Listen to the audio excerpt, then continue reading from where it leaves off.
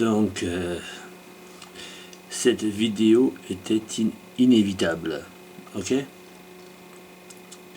Donc, nous allons faire un petit tour d'horizon sur le Coran.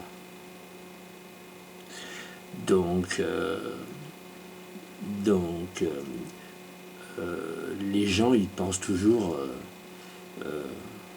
on entend parler de professeurs, de savants de l'islam, de scientifiques presque de l'islam, tu vois. Les scientifiques de l'âme, tu vois, les professeurs d'islam, tu vois. Donc forcément, ils ne sont pas professeurs pour rien en même temps. Puisqu'ils doivent mémoriser, on va dire, c'est ce qu'on appelle le savoir en fait, c'est quand on mémorise. Ils doivent mémoriser tout le charabia, toute l'histoire abracadabrante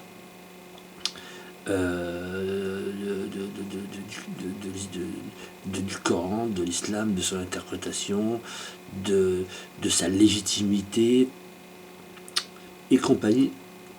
Je dis de sa légitimité parce que oui, parce qu'effectivement, quand je vous invite à ouvrir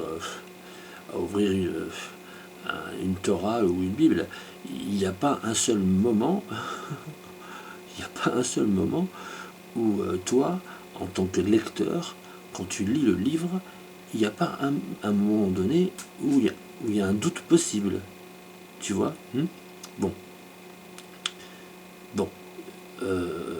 En termes de spectateur, quand tu vas dans un film, on s'arrange toujours pour que même les situations les plus incroyables et les plus aberrantes, imaginons de la science-fiction, vous, en tant que spectateur, vous n'êtes pas là en train de vous dire « Ouais, vas-y, c'est de la science-fiction, c'est le bidon ». Non, non. Vous êtes à fond dans le film et vous n'en avez rien à foutre que c'est de la science-fiction. Vous êtes en train de traverser l'espace en volant avec une petite cape, et puis vous respirez comme ça dans la stratosphère et tout va bien. Et puis voilà, puis je sais pas moi, des trucs de fou quoi. C'est un film. Bon, donc, revenons à nos moutons. Donc l'islam, les scientifiques. Donc effectivement, il y a tout un... C'est truffé de science-fiction, d'arnaques et de... Alors je disais donc surtout de suspicion. Je vous invite donc à ouvrir, comme je disais, une Torah ou une Bible, et vous allez voir qu'il n'y a aucun doute, il n'y a aucun doute. Les gars, ils avancent dans l'histoire, tu vois, jusqu'à ce que Jésus, tu vois, il marche sur l'eau, tu vois, Moïse, la mer s'écarte, tu vois, Jésus-Christ, lui, carrément, il multiplie les pains, tu vois, et puis, etc., tu vois, voilà, putain, puis, toi, tu lis ça, tu sais, et puis c'est pas marqué, oui, et Jésus traversa la mer, et tous ceux qui diront que c'est pas vrai iront en enfer et souffriront d'une douleur des plus avilissantes. Toi, c'est pas marqué ça. Tu vois, dans la Bible ou dans la Torah, l'histoire, elle est racontée. Tu sais, il y a des moments donnés, toi, le mec comme moi qui ne croit pas, bien sûr, mais c'est pas pour ça que ça m'intéresse pas. Ça m'intéresse d'un autre point de vue. Voilà, un point de vue supérieur. Alors évidemment, quand je lis la Torah, par exemple, je me fends la gueule, tu vois. Il y a des passages, c'est complètement n'importe quoi. Je dis, mais c'est pas grave. C'est pas grave. Ça n'a jamais gêné personne en 2000 ans. Tu vois, en 2000 ans, ça n'a jamais gêné personne. Je peux vous assurer que dans une prochaine vidéo, je vous ferai un petit passage de la Torah, vous allez voir, ou de la Bible, enfin de l'Ancien Testament, c'est la même chose, c'est nos bases communes, vous allez voir que c'est pas possible, que dès la 3e page, je vous assure, je vous donne ma parole sur ce que j'ai de plus cher au monde, je vous donne ma parole que si vous lisez une Bible, une Torah, on va dire l'Ancien Testament, la Genèse plus précisément, et bien vous allez voir que au bout de la 3e page, si vous réfléchissez un minimum à la cohérence de l'histoire, vous allez voir que à la 3e page, hein, c'est pas à la 87e page ou à la 250e page, hein, c'est à la 3e page. Hein, vous allez voir direct qu'il y a un truc. Ils sont allés vite, hein, je te promets. Hein, la première page, la 2e page, la 3e page, et déjà eux, ils ont basculé dans la science-fiction direct. Enfin, remarque, c'était déjà, ils avaient ouvert ils avaient ouvert le bal, hein, en pleine science-fiction. Hein. Ok, hein, tu vois Dieu créer la terre. Bon, puis après, je te promets, 3 pages après, putain, mais tu serais au cinéma, ça passerait, tu sais, style hollywoodien, là, Spielberg et compagnie, là, ça passerait à l'aise, hein, eux, ils feraient glisser ça comme une savonnette. Hein. Ok. Bref. Donc, et donc, je vous garantis que la prochaine fois, je m'arrêterai là-dessus. Mais là, je vais faire le Coran. Je vais vous tenir au courant de ce qui se passe dans le Coran. Couramment. Le Coran couramment. Le Coran en langue courante. Donc, nous avons ici en face de nous un Coran, n'est-ce pas? Donc nous savons que nous avons dans ce Coran, par ordre classé par ordre numérique, nous avons ce que nous appelons des sourates. Voyez-vous, on en a 114. Voilà, de la première, qui est tout en haut, un peu à gauche, je ne sais pas si vous voyez, pas tellement non. Et donc jusqu'à en bas, la 114e. Voilà. Donc, alors vous dites, bon, super, je vais lire le Coran. Donc, ce que vous faites, vous allez donc sur la première sourate, qui s'appelle Al-Fatiha. Entre parenthèses, ils ont mis l'ouverture. Est-ce que c'est la traduction Al-Fatiha? Est-ce que c'est vraiment la traduction de l'ouverture? Je ne sais pas, probablement. Je ne sais pas pourquoi ils auraient mis autre chose. Donc, qu'est-ce qu'on voit? Qu'est-ce que nous pouvons voir exactement? Hein, on va faire ça ensemble. Comme ça, on va réfléchir en même temps ensemble. C'est bien de plusieurs cerveaux. Alors, qu'est-ce que nous voyons? Bon, je vais enlever le Coran en ligne. On a compris que c'était le Coran en ligne, ok?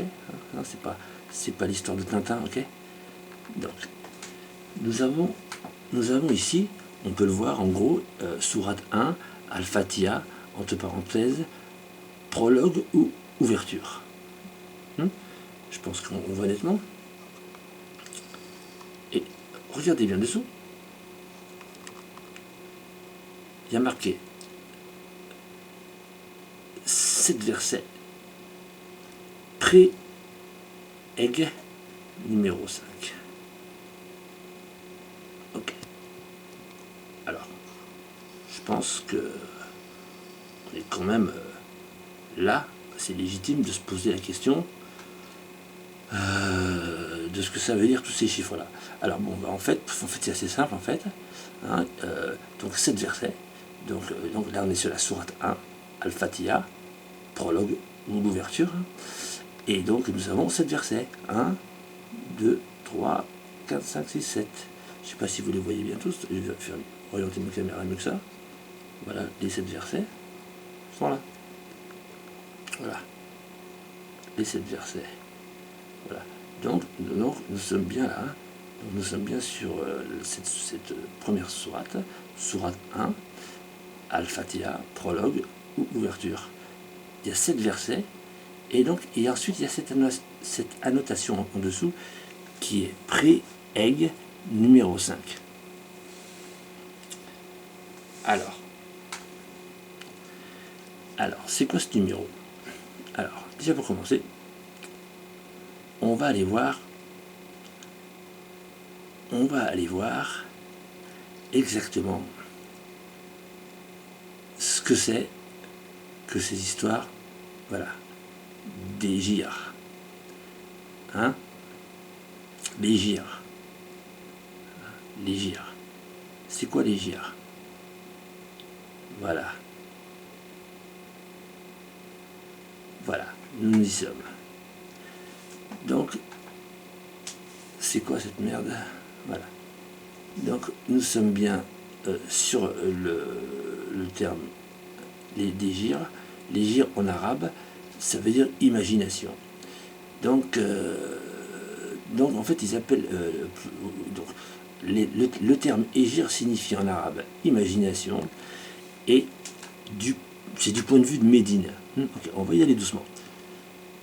Le sens de rupture, de lien, sous-entendus familiaux, est parfois rencontré.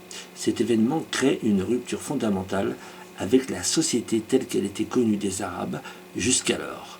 Mohamed, eux ils disent Mahomet, moi je vais dire Mohamed, vient en effet rompre ce modèle social établi sur les liens du sang, organisation clanique, en faveur d'un modèle de communauté de destin fondé sur la croyance. Dans ce nouveau modèle, où tout le monde est censé être frère, il n'est plus permis d'abandonner le démuni ou le faible, comme c'était le cas auparavant.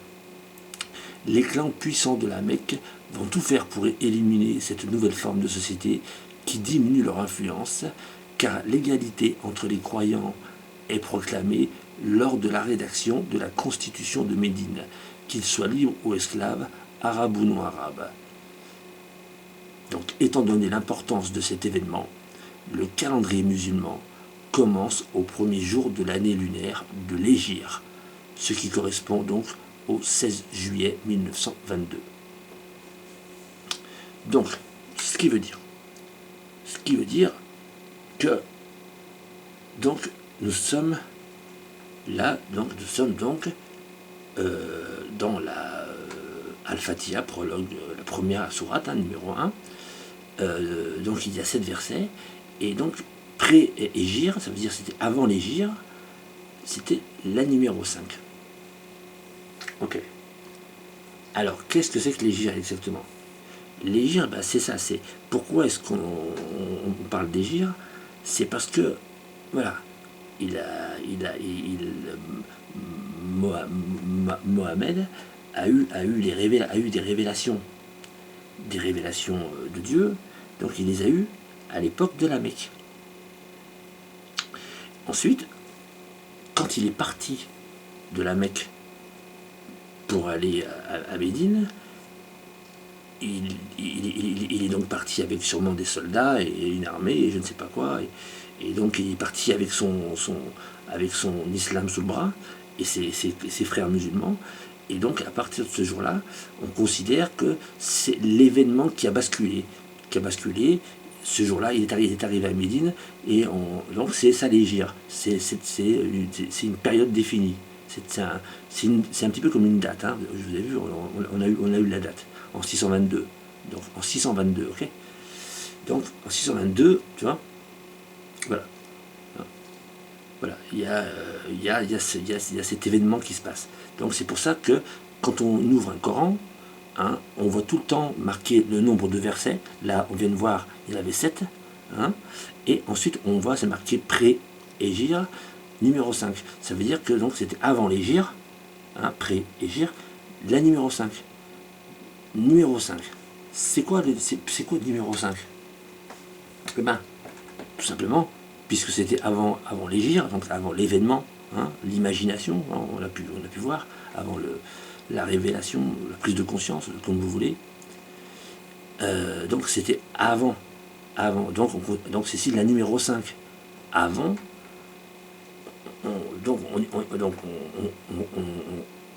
quand on ouvre le Coran, la première sourate, la première que vous pouvez lire,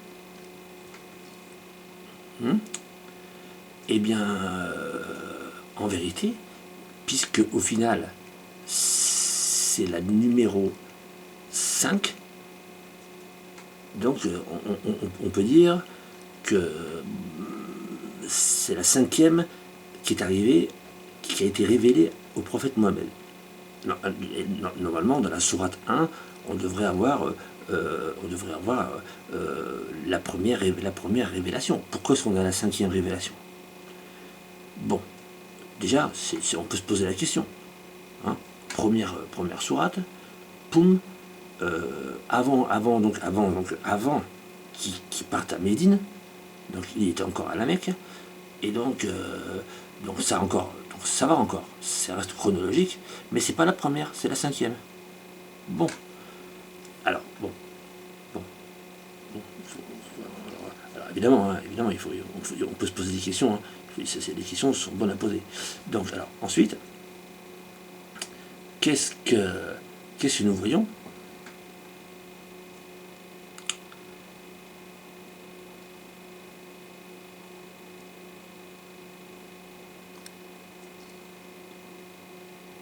Voilà. Hein, voilà, voilà. En vérité, donc, comme ils le disent ici, donc, oui, voilà,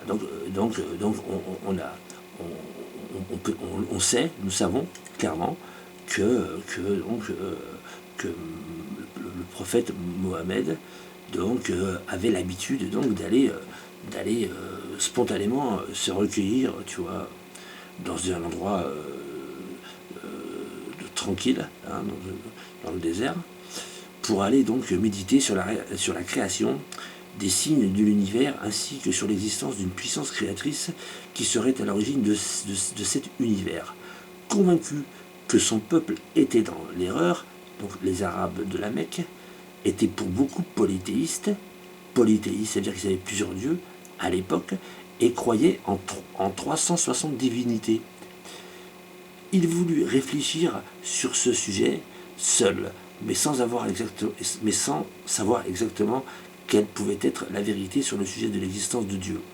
Cette solitude et ce détachement de préoccupations terrestres, au moment où il prenait congé du tumulte habituel à la Mecque, toujours a été une plaque tournante du commerce à un niveau international, notamment à cette époque, a pu être une phase préparatoire de la révélation. Ok. Qu'est-ce qu'on peut dire là en vérité? On peut dire quand même que quand même, ça fait quand même déjà presque 700 ans que la Torah et la Bible sont sortis. Bon, on voit qu'à la Mecque, tu vois, chez eux, ils ont donc 360 divinités, tu vois, et forcément, les gens qui tiennent, les gens qui tiennent donc, comment dire, la Mecque, et pour eux, c'est pas du tout avantageux de se retrouver avec un type qui vous dit vos 360 divinités, vous pouvez vous les foutre dans le cul, c'est de la merde, parce qu'en vérité, il n'y a qu'un seul Dieu, et voilà, nanani, nanana, et d'ailleurs tout le monde y a droit, hein, les Arabes, les non-Arabes, les esclaves et pas les esclaves. Alors forcément, là, l'autre il arrive, il casse tout, il casse l'ordre établi, tous les Templiers qui gagnent des thunes en grattant tous les mecs qui viennent idolâtrer. Tout d'un coup, tout le monde a le droit d'avoir un dieu, alors qu'avant, il n'y avait que les maîtres, hein, les autres étaient des esclaves, ils n'avaient aucun droit. Alors, tu penses bien hein, que les mecs, ça les a un peu gonflés quand même, tu vois. Surtout que l'autre, il arrive comme ça, avec son pagne et son bâton, et ils nous dit casse-toi, tu vois. Et du coup, le Mohamed, il a réussi, tu vois. Il a réussi quand même, tu vois, avec le temps. Donc, il n'a pas fait ça jeune, hein. Il a fait ça, il a attendu d'avoir une quarantaine d'années, tu vois. Et donc, il a eu la révélation, entre guillemets, hein, d'accord. Donc, au bout d'un moment, une fois que son mouvement a pris de l'ampleur, il est parti donc à Médine. Ok. Hein, je pense que ça, donc, c'est pas très bien raconté. Donc, voilà,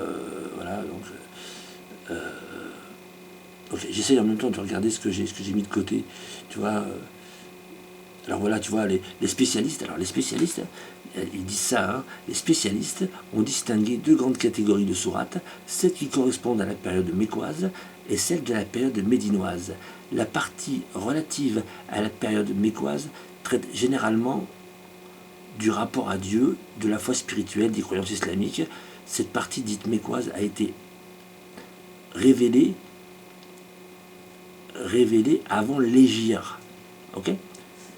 Donc avant cet événement qui l'a fait partir de la Mecque pour aller à Médine. C'est ça l'hégire, ok? C'est cet événement-là.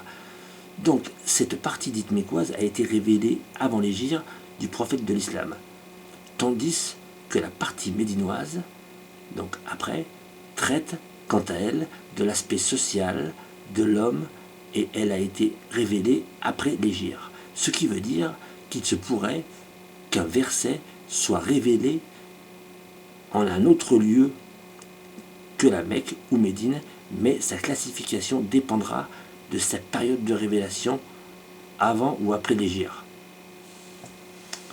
Ouais, tu vois un peu le bordel. Donc, tout ça pour dire quoi? Pour dire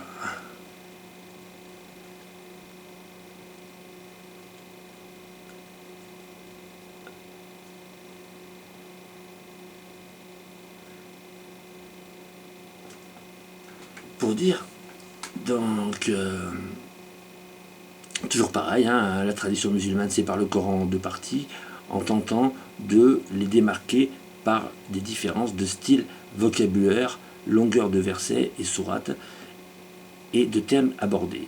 Les sourates de la Mecque antérieures à l'hégire, donc avant l'hégire, généralement sont des sourates plus courtes, d'orientation religieuse et liturgique, avec des renvois eschatologiques et apocalyptiques.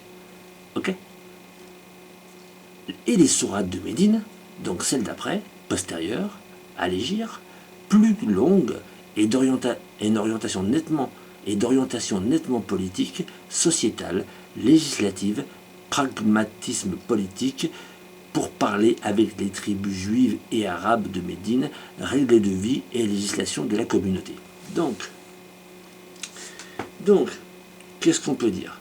Qu'est-ce qu'on peut voir? On peut voir que quand le prophète Mohammed a eu donc la révélation du Coran donc à la Mecque, donc il avait 40 ans. Et on voit nettement, on voit, c'est écrit, hein, on vient de le dire, que de toute façon, avant donc la dite révélation, hein, du prophète Mohammed, déjà on voit que le prophète Mohammed, déjà ça fait un bout de temps que lui, alors je ne sais pas s'il est tout seul dans ce cas-là, c'est peut-être éparpillé dans le coin, il y en a plusieurs comme lui, hein, ils sont là en train de se dire quand même, on va dans le mur là si on continue comme ça. Et pourquoi est-ce que on pourrait penser tout à fait que c'est une réflexion, vraiment une vraie réflexion politique et sociétale, et le mec il s'est retrouvé donc tranquillement peinard dans les endroits bien seul pour pouvoir réfléchir, et il s'est dit, il s'est avoué à lui-même, en regardant le monde dans lequel il vivait, en observant les autres, qui étaient donc pas sa communauté, les autres, les juifs, les chrétiens, le monde occidental et tout, ou d'autres peuples, et il s'est dit, c'est pas possible. Nous, on ne peut pas rester comme ça, on ne peut pas rester là avec nos idoles, nos esclaves, le bordel, avec n'importe quoi, c'était mal organisé. Et là, évidemment, dans les Wikipédia, ils ne vont pas vous donner des détails gore non plus, hein, parce que là, ça paraît tout mignon comme ça. Mais non, on imagine bien qu'à la Mecque, quand il a commencé à avoir du monde derrière lui, le prophète Mohammed, tu vois, c'était un bonhomme quand même, à mon avis, je pense qu'il devait, un peu ce tempérament d'arabe. Je pense quand il a vu qu'il avait du monde derrière lui, il a essayé de prendre le pouvoir là-bas, tu vois, voilà, direct. Et à mon avis, s'il a essayé de prendre le pouvoir, il a forcément, on le sait, tout le monde le sait, il était chef de guerre, donc il a forcément buté des gens. Bon, mais ça, c'est pas grave. C'est pas grave, c'est pas ce que je voulais dire. C'est pas le sujet. Donc, quand on lit un Coran, on le lit dans un ordre, donc de la sourate 1 à la sourate 114, mais on sait pertinemment donc que bizarrement, pour des questions de choix personnels et humains, ils ont préféré plus, on va dire, mettre les sourates, les révélations qui ont été faites au début de la Mecque, ils préfèrent donc les mettre un petit peu n'importe où comme ça. on va dire, tu vois, on va dire que on va dire que les sourates de la Mecque, qui sont les premières sourates, on va dire, hein, ils ont plutôt tendance à les mettre vers la fin du Coran. Ou, mais pour pas vraiment faire genre, pour pas vraiment les mettre à la fin complet, que ça soit trop flagrant, ils les ont dispersés. Mais ils les ont dispersés quand même dans un ordre quand même assez décroissant. On peut le constater. Je suis pas le seul. D'ailleurs, je viens en feuilletant là sur Internet, sur un forum Wikipédia, les gars expliquaient ça. Expliquaient que grosso modo, il a été donc reclassifié d'une façon décroissante. Bon, donc c'est visible à l'œil nu. Hein. Donc déjà rien que ça, on peut se poser quand même la question pourquoi, si le prophète Mohammed, il a eu des révélations, hein, d'ailleurs, entre parenthèses, donc, on se rend compte qu'il a eu beaucoup plus de révélations à Médine, hein, alors qu'il n'était pas dans sa grotte et dans sa solitude, que à la Mecque, tu vois. À la Mecque, c'est en vérité la période de la Mecque, c'est un petit peu la période roots de Bob Marley, de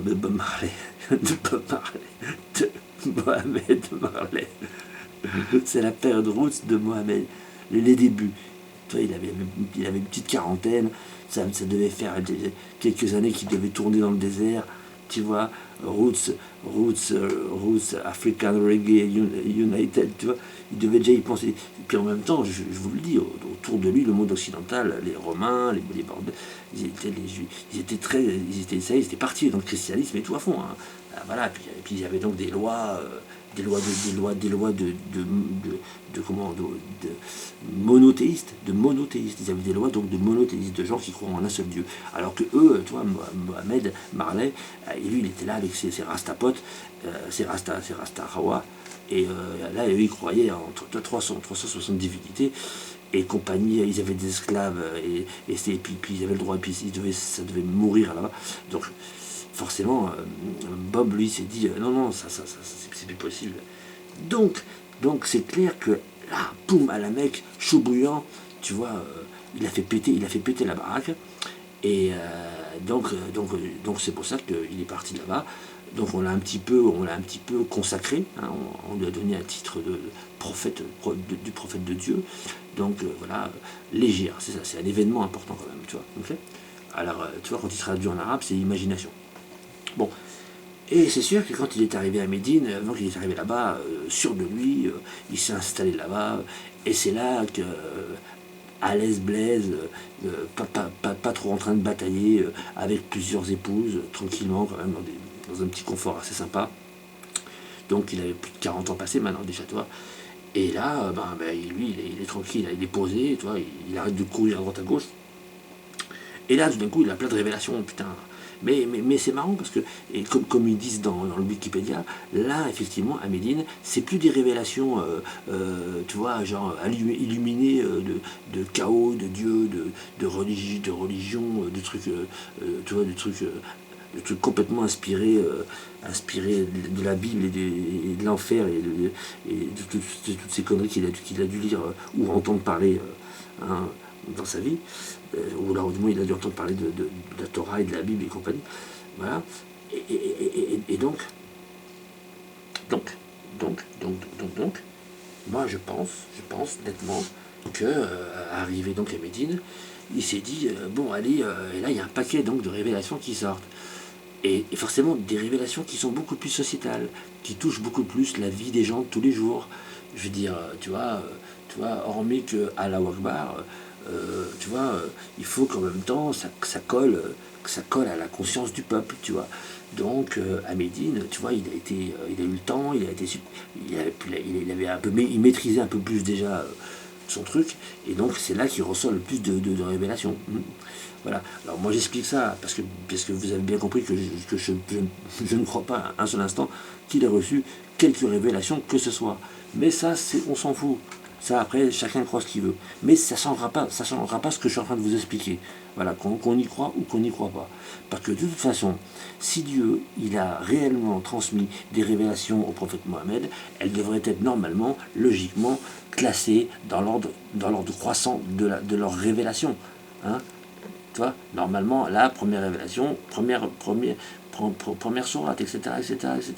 Voilà, jusqu'à la 114e. Voilà, normalement, ça devrait être comme ça devrait se passer. Donc, au début, première sourate, ça devrait être la période où il est à la Mecque. Et à la fin, c'est la période où il est à Médine. Mais non, parce que quand il était à la Mecque, il était un peu excité, un peu énervé, il était un peu possédé, tu vois, par le machin. Donc, ça fait un peu flipper. Donc, à la fin, il était plus cool, plus malin, plus politique, plus machin. Et à la fin, sa religion, c'était plus une simple religion. C'était en même temps un parti politique, un mouvement politique. Hein, d'ailleurs, c'est pas moi qui le dis, je l'ai encore lu il y a 2 secondes sur le Wikipédia. Mais je le crois, je le crois. C'est pas que je le crois, c'est que ça se voit. Ok. Donc forcément, ça laisse penser que les rédacteurs, les messieurs, les petites mains qui ont écrit avec leurs scribes, qui ont écrit avec leurs petites mains les pages une par une, et qui ont décidé de les ranger dans un ordre, ils ont dû choisir un ordre qui leur paraissait un peu plus comme ils font dans les maisons d'édition quand ils sortent un bouquin. L'auteur il sort un bouquin et il y a toujours des mecs derrière qui reviennent, tu vois, pour mettre en page, pour mettre en forme, tu vois, des correcteurs, tu vois, même des fois ils changent même des fois carrément des passages qui sont mal tournés, tu vois, voilà, carrément. Voilà, ça c'est aussi. Et moi je crois que le Coran il a été édité à l'ancienne, mais de la même manière qu'on éditerait un bouquin aujourd'hui. Et ils ont trouvé que de mettre comme ci, comme ça, tu vois, des révélations, pas dans le bon ordre, mais dans un ordre qui leur paraîtrait à eux plus dynamique, ça c'est clair, c'est ce qu'ils ont fait. Voilà, voilà. Et donc, c'est quand même assez drôle, parce qu'au final, quand vous commencez à comprendre ça, donc à chaque fois que vous ouvrez un Coran et que vous allez à une sourate, la première, la deuxième, la quatrième, la cinquième, jusqu'à la 114e, vous verrez que juste à côté du numéro de la sourate, il y a marqué, en fonction de l'égir, avant ou après l'égir, on voit le numéro de la révélation. Ok. Donc, à chaque fois, vous verrez numéro 5, numéro 6, numéro 10, numéro 15, numéro 96. Ça veut dire que c'est la révélation qui est arrivée en position 96. Tu vois, voilà. Si vous voyez 100, 112, ça veut dire que c'est la révélation qui est arrivée, la 112e. Hein. Voilà. C'est pas la première révélation. Elles sont arrivées dans un ordre chronologique. Voilà, on est d'accord. Donc sur le Coran, ce n'est pas du tout chronologique. C'est sûrement pour d'autres raisons. Moi, je suis pas assez arabophone et pour comprendre bien, mais j'imagine que eux, ils ont dû avoir une idée derrière la tête pour pouvoir faire ça comme ça. Et ce qui est drôle, donc au final, vous vous dites, mais alors, mais bon sang de bois, à un moment donné, vous êtes un peu simplet. Hein. Vous vous dites, mais c'est laquelle, la sourate numéro 1, tu vois. Alors, et la 114. Alors voilà, il suffisait de les faire une par une. Moi, je l'ai senti comme ça. Au lieu de commencer par la première, une par une, parce qu'il y en a 114, j'ai commencé par la 114e. Et coup de chance pour moi, arrivé à la 96e, tu vois, j'ai pas eu beaucoup à galérer, je suis tombé, ping. Je sais pas si vous voyez, non, vous voyez pas bien correctement.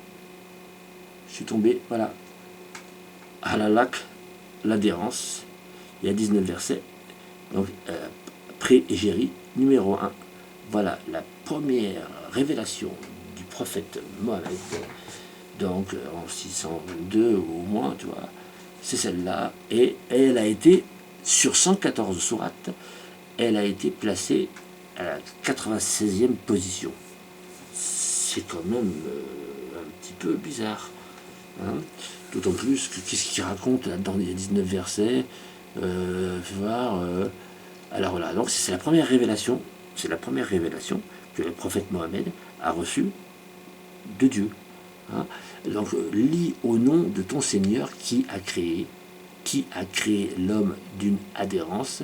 Lis ton Seigneur est le très noble qui a enseigné par la plume, la calame, a enseigné à l'homme ce qu'il ne savait pas. Prenez garde vraiment, l'homme devient rebelle. Dès qu'il estime qu'il peut se suffire à lui-même à cause de sa richesse. Mais ça, c'est vers ton Seigneur qu'est le retour. As-tu vu celui qui interdit à un serviteur d'Allah, Mohammed, de célébrer le salat? Vois-tu s'il est sur la bonne voie ou s'il leur donne la piété? Vois-tu s'il dément ou tourne le dos? Ne sait-il pas que vraiment Allah voit? Allah voit. Mais non, s'il ne cesse pas, nous le saisirons, certes, par le toupet d'un menteur, d'un pécheur, qu'il appelle donc son assemblée. Nous appellerons les gardiens de l'enfer. Non, ne lui obéis pas, mais prosterne-toi et rapproche-toi. Bon.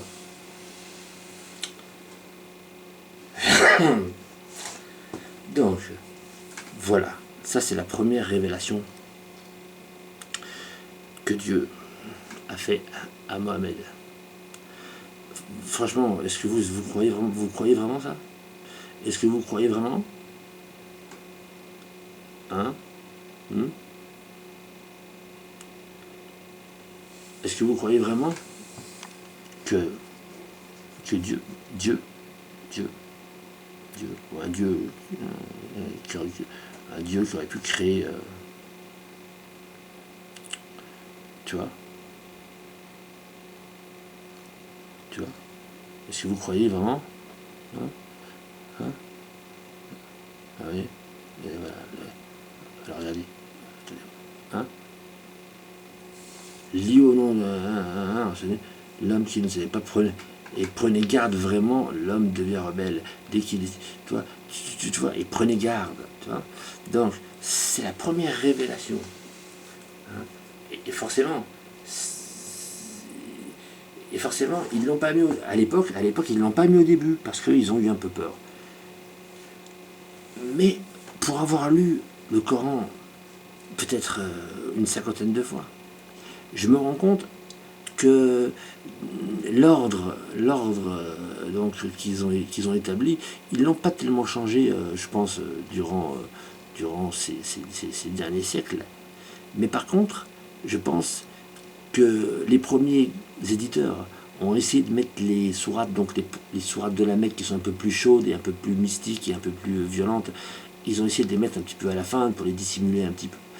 Et à la fin, au fur et à mesure du temps, je crois que les gens, que les scribes, ils ont dû trouver que c'était un peu mollasson le démarrage du Coran, tu vois, un peu trop sociétal, un peu trop, tu vois, Alors donc, ils ont rajouté tout au long du Coran des menaces et des rappels et des ne les écoutez pas, ceux qui diront comment, voilà. Donc regardez un peu votre Coran, essayez de comprendre dans quel sens ça fonctionne,